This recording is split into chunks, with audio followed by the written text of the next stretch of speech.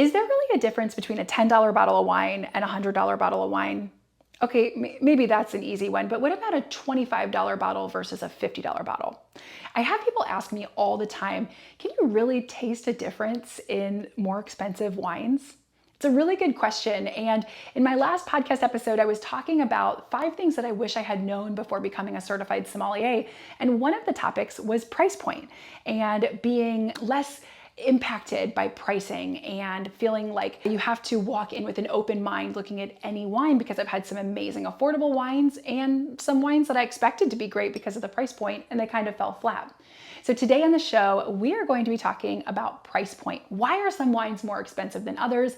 And how can you determine if a more expensive wine is really going to be better than a more affordable one? Hi friends, and welcome to the Wine CEO podcast. My name is Sarah and I'm a certified sommelier and host of this show. And each week on the Wine CEO, I dive into a different wine related topic, speaking with winemakers and industry professionals, helping make wine more fun and approachable for the average consumer. If you haven't subscribed to my channel, be sure to do so now. You can also follow along on Instagram at The Wine CEO.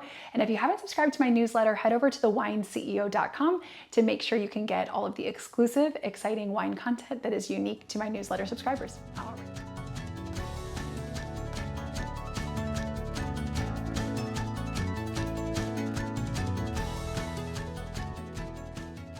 All right, so is there really a difference between an expensive bottle of wine and a less expensive bottle of wine? Well, the first thing that we have to do is really talk about why might one wine be more expensive than another?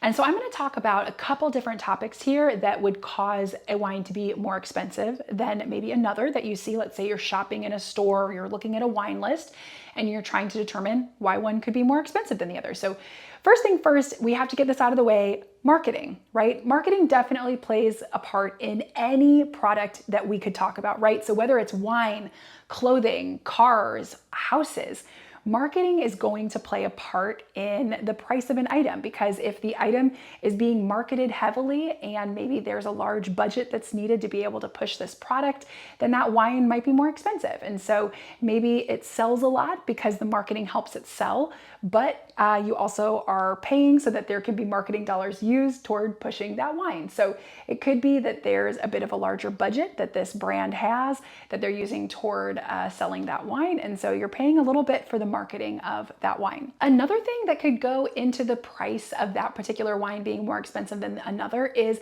the historical value or perception of that particular property that produces that wine. So this is especially important in Bordeaux, where you have first growths, which I can link my episode on Bordeaux. If you're not sure what that means, you can go back and listen to that episode.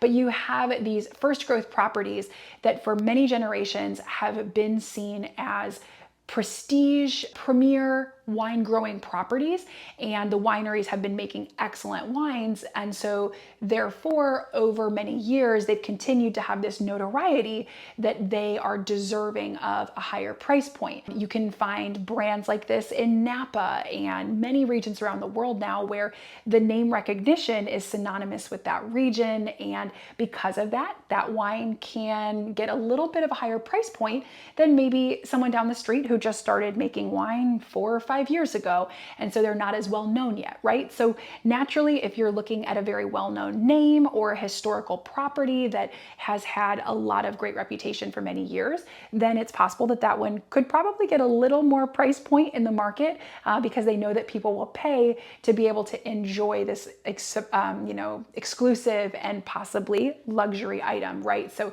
it's kind of similar to name brand clothes versus lesser known brands or more affordable labels, right? So it could be that part of what you're paying for is the fact that this winery is a historically known and well-known brand or property. Now, next up could be truly the quality of the juice. And the way I like to explain this one is that you could have 2 wines from the same winemaker side by side, and one might be $50 and the other one is $25. And people might ask, well, why is the $50 bottle $25 more than the $25 bottle, right? So it's the same wine producer. I'm buying it from the same region even. So why is it more expensive? And often, not every single time, but often it could be because of the quality of the juice or the exclusiveness of the grapes that are going into that bottle. So Perfect example, let's say you have a winemaker and they have a large plot and they have one aspect of the plot of grapes where those rows get really good sunlight, and maybe they have better irrigation because of the soil and things that are in this area of their large plot of grapes compared to the other side. They may look at these grapes as higher quality for their brand, for their winery, because they feel that a higher quality wine will be produced from these grapes. Maybe they even consider pruning the vines differently so that they're getting fewer grapes of higher quality than maybe another area of their property where they might be producing more grapes from those vines instead of pruning them earlier in the season. And so they're getting more grapes, so kind of a more quantity over quality approach. And so those grapes are going to maybe not taste quite as good as those from a vineyard plot, from vines that were pruned to only produce a small amount of grapes. When you think about a grape plant, it's going to give nutrients to the grapes, right? And so when you're a plant producing fewer grapes, all of those nutrients are going into those fewer grapes, and therefore they're going to have a little more love and care and attention, right? So those grapes are going to be really concentrated and delicious compared to a plant that has more grapes on it. And so those nutrients are being dispersed between those different grapes. And so the quality of that juice would typically be considered to be a little bit lower quality because the potential to make a better wine is not there compared to this other plot where you have better quality grapes that are going to be made into the juice. So again, it could be that the bottle that you're seeing that's $50 or $100 or that's more expensive in this scenario is considered higher quality juice, maybe even from higher quality of grapes because of where those vines are found, because of the way that those grapes were harvested, the way that they were grown. Could be that that's considered higher quality, and maybe even more care and attention was put into those particular grapes. So maybe they were hand harvested instead of machine harvested. You could also have an area where they're only making a certain number of bottles. And so now you're looking at these wines being more exclusive. And we love to pay for things that are exclusive that not everyone in the world can get, right? And so oftentimes a winemaker will have a small allotment of a particular wine, and those will be a little more expensive than others that they have a large number of bottles of because they can sell those, for a long period of time to many consumers, but they might have a very small selection of some premier wines, and so they can increase the price point on those. Now, I kind of just made some comments toward winemaking methods where the winemaker could be producing wines differently based upon the grapes that they're selecting and harvesting. But then when you get into the winery, there could be different methods that they're using, from the different process of how they're going to actually be crushing the grapes and producing the wine to how they're storing the wine. So are they storing in barrel versus bottle? Where are they storing the wine? Is it going to be expensive to store the wine? Are they storing it for 4, 5, 6, 10 years before they're going to release it? Or are they selling it immediately to be sold and consumed in shops and restaurants around the world?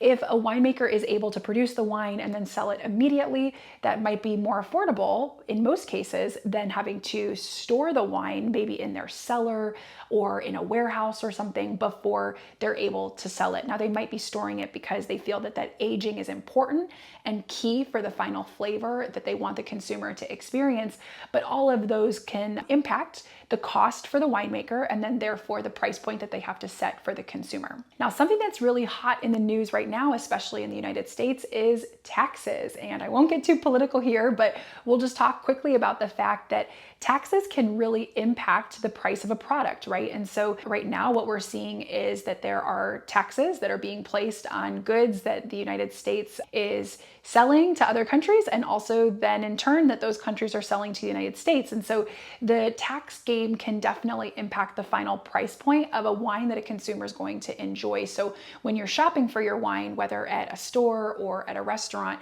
remember that there's certain import taxes and fees that have likely been added onto those, especially if the wines are coming from another country, sometimes from state to state, but often it's from country to country that you'll see a lot of those taxes. And then that obviously increases the final price point that would be given to the consumer also. The vintage of the wine could definitely play a part. Sometimes you'll see two wines from the same region and maybe from two different years, and sometimes maybe even from the same producer.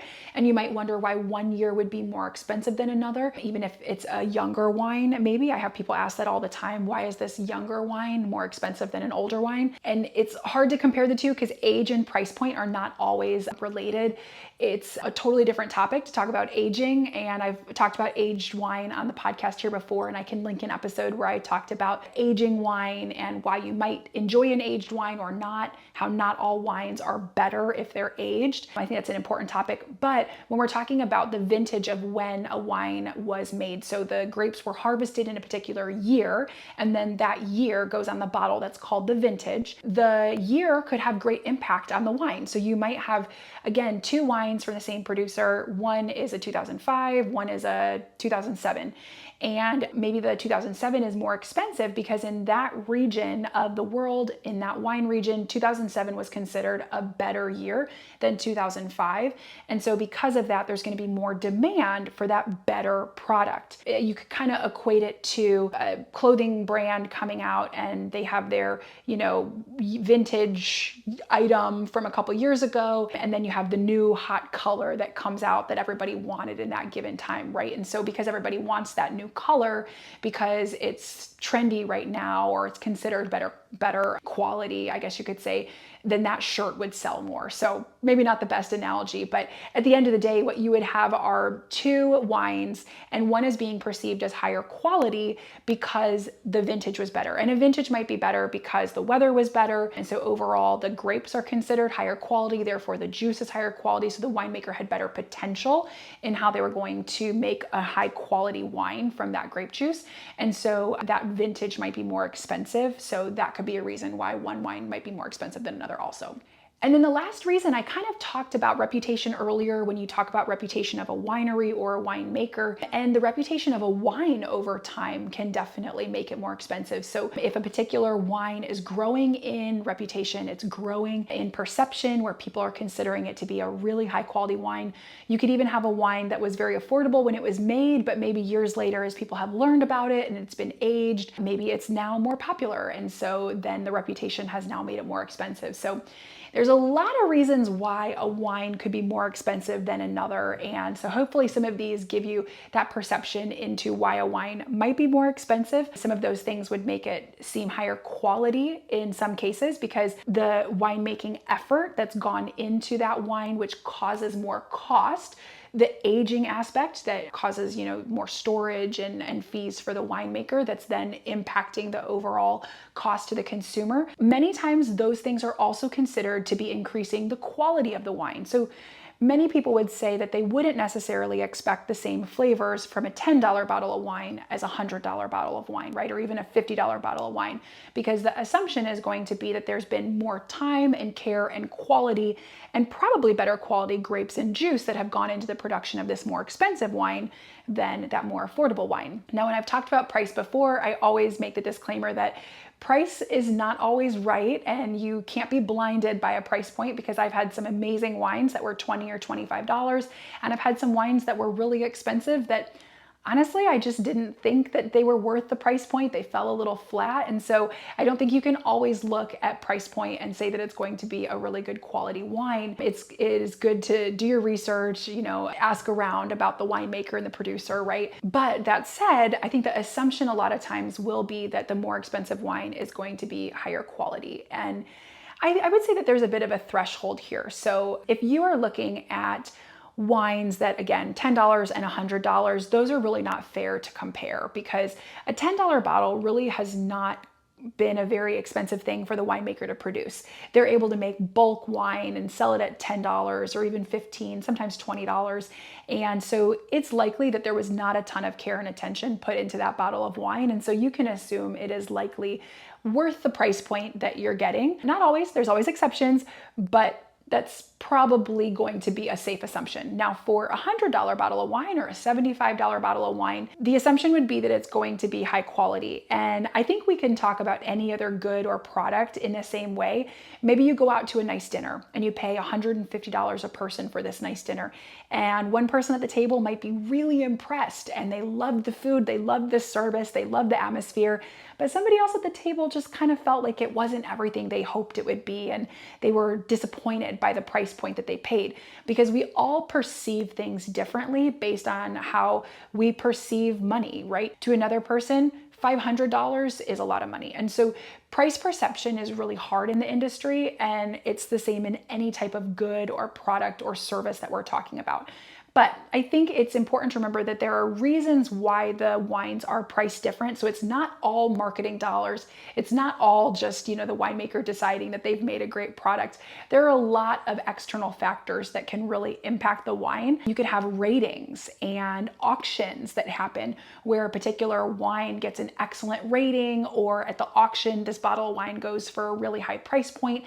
And then that sets off a little bit of a buying frenzy where others in the industry have now perceived that this wine must be of great value because someone reputable has given some weight behind this wine. So there's a lot of things that can impact the price. I think when you're looking at buying, especially if you're going to buy some wines in bulk or some more expensive wines, do your research, talk to someone who might know about the wines or who is familiar with that winemaker or can give some insight and some recommendations into that wine. But at the end of the day, I would say you hit a bit of a threshold. So if you're comparing like a $30 bottle with a $50 bottle, you could probably put those in a similar category sometimes. But then when you start comparing things that are much more expensive, I wouldn't compare a $30 bottle to a $100 or $150 bottle of wine, because they're going to be almost in two separate categories. Because again, I think what a lot of winemakers are trying to do is balance the cost of their production with the ability to sell to consumers, right? And every business is going to have a different perspective on that and a different approach. But often, I think if anyone buys a product for a higher cost and they're disappointed by it, they won't buy it again.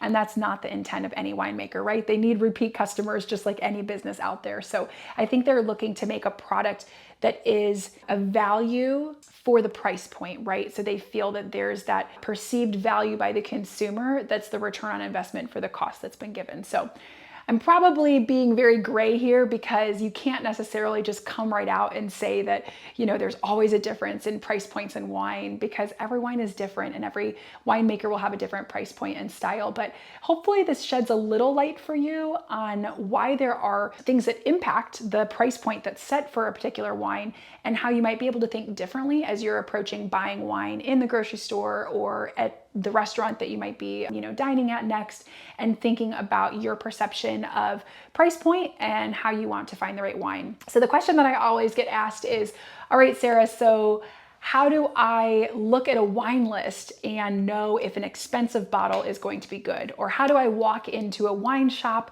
and I want a really nice bottle of wine at X price, and how do I know that it's going to be a good one? The hard thing is you don't. And I hate giving that answer because I think it's always really disappointing to folks. I think there are some clues that you can learn over time that will help you have a better chance of picking a wine that you're going to really enjoy and be excited about.